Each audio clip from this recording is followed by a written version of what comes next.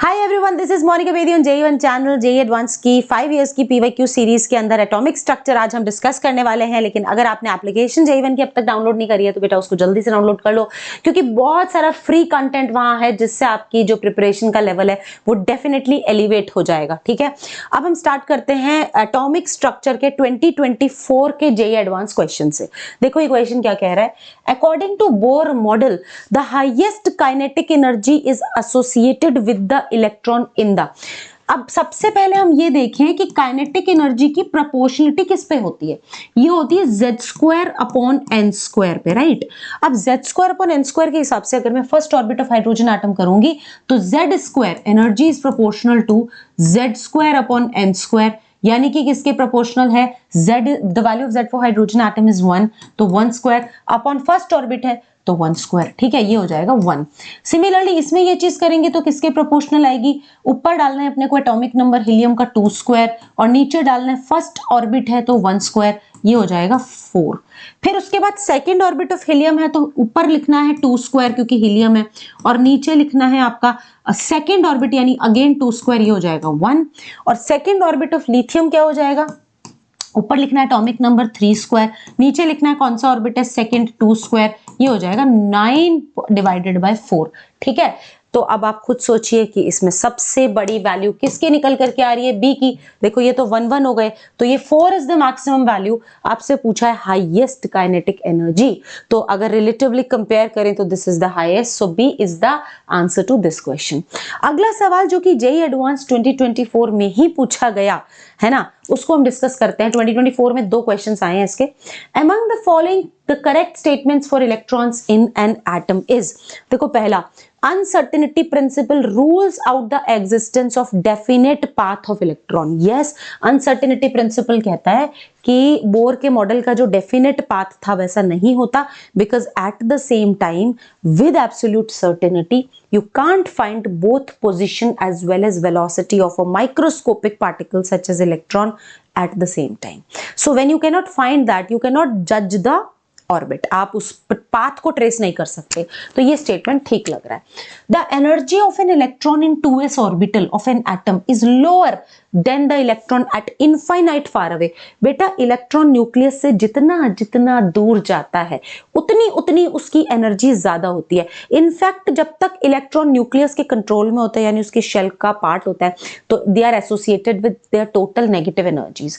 Infinity पे हम energy 0 मानते हैं और बाहर निकल गया तो अपनी काइनेटिक एनर्जी से निकल जाता है। पर जितना, मैं इसको कई बार ऐसे भी बोलती हूँ कि यार किसी के कंट्रोल में तभी रहा जाता है जब खुद की एनर्जीज कम हो। ठीक है, तो electrons are associated with negative energies under the attractive force of nucleus. तो हम जितना अंदर है उतनी एनर्जी कम है और जितना दूर जा रहा है उतनी एनर्जी ज्यादा है। ये स्टेटमेंट भी सही लगता है। According to Bohr model, the more negative energy value for an electron is given by n is equals to 1, which corresponds to most stable orbit।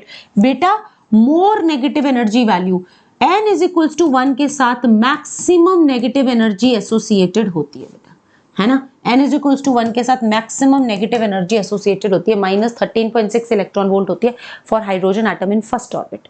Second में फिर वो -3.4 हो जाती है, तो नेगेटिव एनर्जीज कम होती चली जाती है। ये स्टेटमेंट भी सही लगता है। According to Bohr model the magnitude of velocity of electron increases with n, यानी n के साथ डिपेंडेंस देखनी है तो velocity is proportional to z by n, यानी कि अगर n बढ़ेगा तो वेलोसिटी घटेगी। इसने लिखा है velocity of electron increases, which makes it a wrong statement. So correct answer, multiple correct था ये, A, B and C was the right choice to this question. अगले क्वेश्चन की तरफ चलते हैं। For helium the transition takes place from the orbit of radius 105.8 picometer to the orbit of radius 26.45 picometer. Wavelength in nanometer of the emitted photon during the transition is. अब मसला ये है कि रेडियस दे रखे हैं, तो रेडियस से आप ऐसा क्या निकाल सकते हैं कि अल्टीमेटली आप वेवलेंथ निकाल सकें। रेडियस के साथ आप ऐसा क्या निकाल सकते हैं कि अल्टीमेटली आप वेवलेंथ निकाल सकें। बेटा रेडियस का फॉर्मूला होता है 0.529 n² upon z angstrom unit. But if you right the same formula in terms of picometres तो आपको एंगस्ट्रॉम में 10 के पावर -10 मीटर होता है, पिकोमीटर 10 के पावर -12 मीटर होता है, तो 10 के पावर 2 का फैक्टर लगेगा। उसने आपको बता भी दिया, इधर 52.9 आएगा। 10 के पावर 2 का फैक्टर लगाएंगे तो 52.9 n² upon z picometer will be the formula of radius. अब हम क्या करेंगे, हमें जिन दो ऑर्बिट्स में ट्रांजिशन चल रहा है उनके रेडियस दे रखे हैं, तो हमारी इक्वेशन 1 बनेगी, रेडियस कितना है 105.8 इज इक्वल्स टू 52.9, एन हमें नहीं मालूम है, ठीक है, इसने अच्छा यहां से आया है from the orbit of radius this, ठीक है, फ्रॉम आया है क्या, हाँ, from the orbit of radius this upon z, n square upon z picometer. अब जरा देखो z की वैल्यू ना भर दें, किसमें है, हीलियम में है ना, तो डायरेक्ट z की वैल्यू भर देते हैं 2, ठीक है, 2 भर देते हैं। अब क्या होगा, यहां से कटेगा, ये 2 हो जाएगा, 2 2 जा 4 हो जाएगा, n square is equals to 4 हो जाएगा, n2 इज इक्वल्स टू 2 हो जाएगा, ठीक है, n2 इज इक्वल्स टू 2 हो जाएगा। ये आपकी पहली इक्वेशन थी, आपने रेडियस की मदद से क्या निकाल लिया कि ट्रांजिशन कहां से हो रहा है, ठीक है। दूसरा इक्वेशन बनेगा रेडियस इज इक्वल्स टू कितना है, दूसरे का कहां आ रहा है, to the orbit, landing orbit कौन सा है, ये वाला 26.45, टेक ऑफ वहां से हुआ था n इज इक्वल्स टू 2 से। अब वैसे दिमाग अपने आप ही बोल रहा है 2 से गिरेगा तो 1 के अलावा ऑप्शन ही नहीं है, बट चलो एनीवेज करते हैं हम। तो रेडियस कितना है 26.45 picometer is equals to 52.9 n square upon 2 picometer, ठीक है। इसका काटा पिटी करेंगे जरा, ये कट जाएगा यहाँ 2 से, 2 से कट जाएगा तो एन स्क्वायर की वैल्यू हो जाएगी 1 और एन की वैल्यू भी क्या हो जाएगी 1, n1 स्क्वायर। ये टेक ऑफ ऑर्बिट है, सॉरी ये लैंडिंग ऑर्बिट है, ठीक है। अब आते हैं हम अपने स्पेक्ट्रम वाले फॉर्मूले पे। स्पेक्ट्रम वाले फॉर्मूले से मैं तो देखो मेरा करने का मेथड ये है, मैं लंबे लंबे 1/λ वगैरह वो नहीं यूज करती हूँ, 13.6 से मैं सबसे ज्यादा कंफर्टेबल रहती हूँ, तो मैं वही यूज कर रही हूँ कि जो एनर्जी डिफरेंस है when an electron take off from two and land to first orbit, तो एनर्जी डिफरेंस क्या होता है 13.6 इलेक्ट्रॉन वोल्ट में। जेड स्क्वायर, हीलियम की बात कर रहे हैं तो जेड स्क्वायर 2 का स्क्वायर, ठीक है, 1 अपॉन कहाँ आया 1 में आया है, कहां से आया 2 से आया है, तो इसको 1/1 माइनस 1/4 कर दें, 1/1 माइनस 1/4, 2 का square, which implies delta E is equals to 13.6 into 4, और यहां आ जाएगा 1/1 माइनस 1/4 क्या हो जाएगा 4 और 4 माइनस 1 यानी कि 3/4, 4 से 4 कैंसिल हो जाएगा, डेल्टा ही आ जाएगा 13.6 इंटू 3, लेकिन ये जो वैल्यूज आ रही है किस में आ रही है, इलेक्ट्रॉन वोल्ट में आ रही है। ये किस में आ रही है बेटा, इलेक्ट्रॉन वोल्ट में। तो let us just calculate it, ये आ रहा है 40.8 इलेक्ट्रॉन वोल्ट, ये आएगा आपका 40.8 इलेक्ट्रॉन वोल्ट। अब बहुत सिंपल है क्योंकि उसने में वेवलेंथ इन नैनोमीटर दी हुई है। आप मॉडर्न फिजिक्स जो होती है एटॉमिक फिजिक्स, उसमें भी ये फॉर्मूला शॉर्टकट आप यूज करते होगे, मैंने भी अपने डिटेल सेशंस में पढ़ा रखा है कि when you have to find lambda in nanometer then there is a trick 1240 या 1242 इस तरह भी करते हैं बच्चे, divided by this 40.8 electron volt in electron volt unit. इससे आपका आंसर आएगा 30 नैनोमीटर। तो answer to this question is 30, ठीक है। इंटीजर क्वेश्चन था, 2023 में पूछा हुआ था, तो इसका करेक्ट आंसर क्या हो जाएगा 30 नैनोमीटर। हम चलते हैं अपने अगले सवाल की तरफ जो पूछा गया जेईई एडवांस 2021 में। क्या बोल रहा है, consider a helium atom that absorbs a photon of wavelength 330 nanometer. एक हीलियम एटम है बेटा जो कि 330 नैनोमीटर वाले वेवलेंथ के फोटोन को एब्जॉर्ब करता है। इससे उसके अंदर कुछ वेलोसिटी का चेंज होता है, ठीक है, फोटोन एब्जॉर्प्शन के बाद वो आपको कैलकुलेट करना है और आपको एज्यूम करना है कि मोमेंटम कंजर्व्ड हुआ है जब फोटोन एब्जॉर्ब हुआ है, ठीक है। अब आपका जो वो इक्वेशन है ना, कौन सा वाला, जो आपका डी ब्रॉगली इक्वेशन होता है, lambda is equals to h upon p, है ना, lambda is equals to h upon p और momentum is equals to h upon lambda. तो आप मोमेंटम निकाल सकते हैं, किसका मोमेंटम, जब एक हीलियम एटम 330 नैनोमीटर वेवलेंथ का फोटोन एब्जॉर्ब करता है, तो 6.6 इंटू 10 की power minus 34 divided by lambda आप मीटर्स में डालेंगे 330 इंटू 10 की power minus 9 meters, everything in SI, ठीक है। तो इससे आपका मोमेंटम आ जाएगा। अब इससे आपका मोमेंटम कितना आएगा वो कैलकुलेट कर लेते हैं। ये आ रहा है आपका 2 इंटू 10 की पावर माइनस 27। अब आप ये भी तो जानते हैं कि जो आपका मोमेंटम है वो m डेल्टा v के बराबर है और मोमेंटम तो कंजर्व्ड हुआ है, राइट? तो उस हिसाब से पूरा एज इट इज उस फॉर्मूले से आ जाएगा। तो आपको उसने क्या पूछा? The change in the velocity, the change in the velocity and momentum is conserved। तो change in velocity क्या हो जाएगी? Momentum divided by mass of helium atom in kilogram, क्योंकि everything in SI है। तो momentum कितना आ रहा है? 2 into 10 की power minus 27 divided by helium atom का मास इसने दिया है 4 ग्राम पर मोल। तो बेटा मैं इसको बोलूंगी, क्योंकि मुझे केजी में डालना है, तो 4 into 10 की पावर माइनस 3 किलोग्राम, है ना? लेकिन ये तो 1 मोल हीलियम का मास है, तो हमें एक एटम का डालना है, तो हम डिवाइड करेंगे एवोगैड्रो से, वही एवोगैड्रो ऊपर आ जाएगा। एवोगैड्रो इसने यूज करने क्या दिया है? 6 into 10, वेरी सिंपल, 6 into 10 की पावर 23। अब आप इसको कर लो, आपका आंसर किस में आना चाहिए? इन सेंटीमीटर। अच्छा, अब इसमें तो आपका जो चेंज इन वेलोसिटी वो मीटर पर सेकंड में आएगी, तो मीटर पर सेकंड को वापस सेंटीमीटर में भी बदलना पड़ेगा। यूनिट्स का आपको बेटा बहुत ध्यान देना होता है।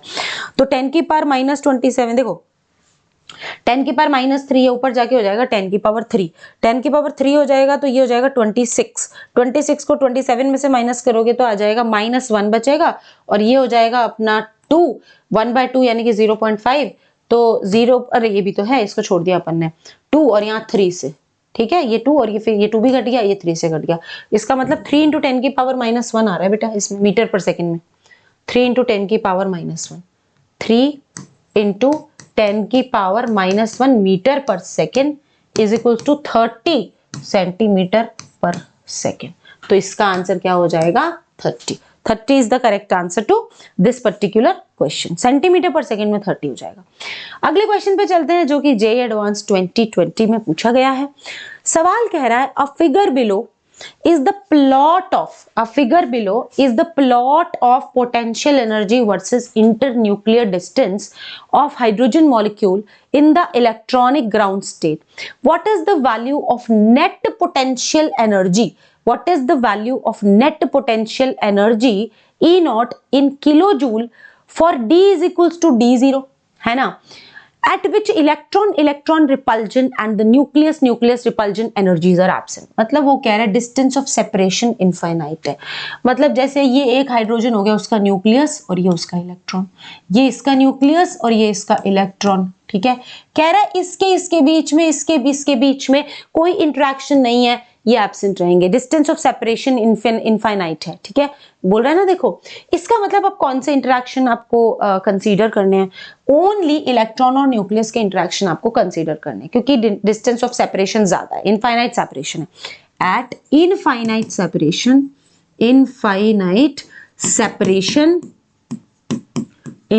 सेपरेशन ओनली आपको कौन सी एनर्जीज कंसीडर करनी पड़ेंगी?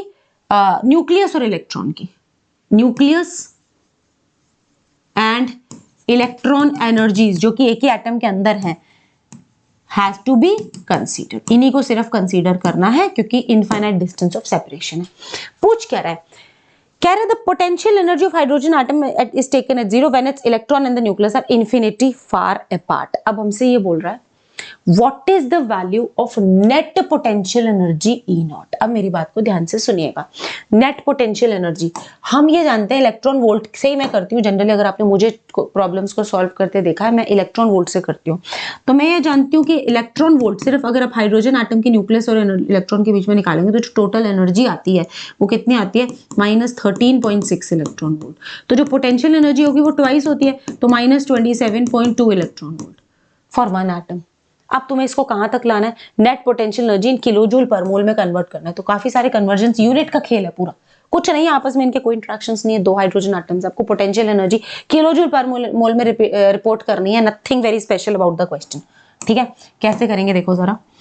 -27.2 this is potential energy in electron volt for one atom into 2 because there are 2 atoms, ठीक है, because there are 2 atoms and it is for one atom, like 2 atoms only, but you have to report for per mole, so 6 into 10 की power 23 for reporting the potential energy of 2 atoms in for 1 mole. Then this is in electron volt also, so you need to convert it into joule, 1.6 into 10 की power -19. Now it is in joule, but the answer should be in kilojoule, so you have to divide it with 1000. So this is the net equation which is made. इसको तुमने solve करना है और इससे जो तुम्हारा answer आएगा that's your final answer. पर बेटा इससे अगर कुछ बच्चे क्या करते हैं, 2 हाइड्रोजन कंसीडर नहीं करेंगे, तो जब 2 हाइड्रोजन कंसीडर नहीं करेंगे तो ये 2 नहीं आएगा, और अगर ये 2 नहीं आएगा तो जे एडवांस ने एक समझदारी का काम ये किया है कि उसने, मैंने आंसर लिखा हुआ है देखो, -2640 से -2620 तक सारे आंसर एक्सेप्टेबल हैं, ठीक है। If you consider only 1 hydrogen that is also okay, ठीक है।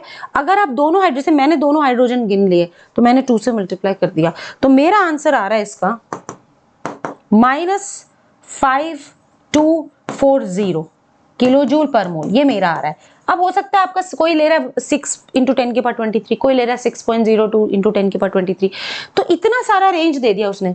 बोला 50 to 80 से लेके 50 to 40 के बीच में आपका कोई भी आंसर आ रहा है उसको करेक्ट माना जाएगा। तो अच्छा रेंज दिया है, तो अगर आपका थोड़ा आंसर वेरी भी करता है लगभग 20 किलो जूल का तो वो कोई दिक्कत नहीं, और अगर आप 2 हाइड्रोजन के लिए नहीं निकालते, आप 1 के लिए निकालते हैं तो भी आपका करेक्ट माना जाएगा, ठीक है। So I think this question is well understood now, and this is the time to end this video. Let me tell you about the universal pass of JEE 1 application, जहाँ पे आप जो भी आपका टारगेट ईयर है, letter से आपका target year 2027 है, लेटर से फॉर एन एग्जाम्पल, तो इसका मतलब आप अभी 11th में आए हो तो आप एनर्जी बैच का हिस्सा बनोगे। लर्निंग के लिए पूरी वेल डिटेल्ड लर्निंग होगी मेंस एंड एडवांस लेवल पे, ठीक है। फिर रिवीजन बैचेस जब आपका 2027 JEE आ रहा होगा तो हमारे ये रिवीजन बैचेस उस समय लॉन्च होंगे, आप एक के बाद एक आपको इन रिवीजन बैचेस की एक्सेस मिलती जाएगी, एंड फिर जो टेस्ट के हमारे टेस्ट लॉन्च होते हैं उनकी भी एक्सेस मिलती जाएगी। मतलब आज की डेट से लेकर के जब तक आपका जेई का एग्जाम नहीं होता, हर वो बैच जो आपसे रेलेवेंट है उसकी एक्सेस आपको मिल जाएगी यूनिवर्सल पास में।